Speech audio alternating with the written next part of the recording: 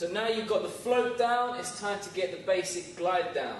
Now, I didn't mention before, but when you do the float, when you do the glide, any dance move, make sure you do it on beat. Now, in Hip Hop and Street Dance Volume 1, I talked about the clap. So you listen out for the clap. And that's the beat that I listen for in the music, and that helps keep me on beat. So whatever move you're doing, like say,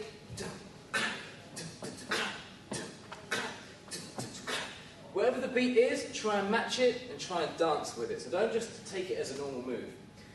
Anyway, let's move on. So the basic glide, we've got the float down. Now we add a push and a pull to that motion. So we're going to start off with, we're going to do 2 floats. So we're going to go this way. We're going to go turn heel, move, switch, turn heel, move. Now from here we're going to put all the weight on toes. Push, switch, all the weight, pull, switch, all the weight, push, switch, all the weight, pull. Okay, scrap that. Okay, basic glide, 1. Now, I'm sure you've been practicing the float. One thing I didn't say is make sure you do it on beat. Whatever the dance move is, make sure you do it on beat. I always listen out for that clap.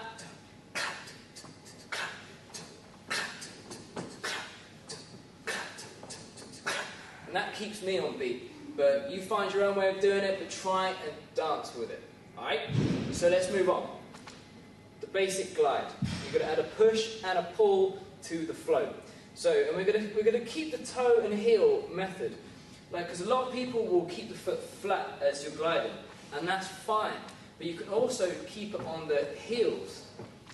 You can also keep it on the heels. It still looks fine. So, because we've just done the float, we're going to keep it on the heel. So, we're like this, toe and heel. Push this foot out. Switch toe and heel. Bring it in. Boom. Now the weight is always on the toes. Okay, back to the beginning. So we're like this, toe and heel. My weight is always on the toes, to the point where I can lift this leg up. Push. Switch. Turn. Pull. Switch. Turn. Push. Switch. Turn. Pull. Now every time I say the word turn, that's where the float comes in. Turn. So when we turn our feet out or in, that's the float. And that's why it's important to get the float move in order to really get this glide down to a T. Okay? So we've got toe and heel, push, switch, pull, switch, push, switch, pull, switch, push, switch, pull. This way. Toe and heel, all the way here, push, switch, turn in, pull, switch, turn, push, switch, turn, pull.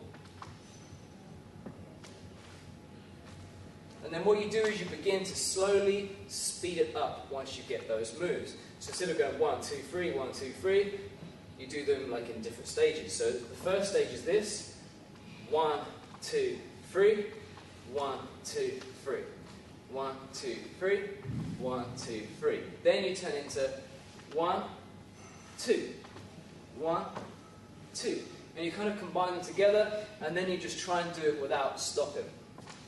So let's just try and speed it up. So we've got 1. Now this bit, boom, boom, boom. Do that all in one go. This bit, boom, boom, boom, all in one go. Down, down, down, down, down, down.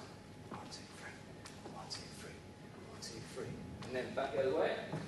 So we've got push, and we've got 1, 2, 3. 1, 2, 1, 2, 1, 2. And some people say, like, well, why do you have to do all this thing with the feet? If you didn't move the feet in and out, you would get this. The feet moving in and out kind of confuses whoever's watching, because you're trying to make sense of what's going on, and because the feet are constantly moving in and out, You can't quite work out what's going on, but it looks nice and smooth. There you go, you've got a nice glide, right?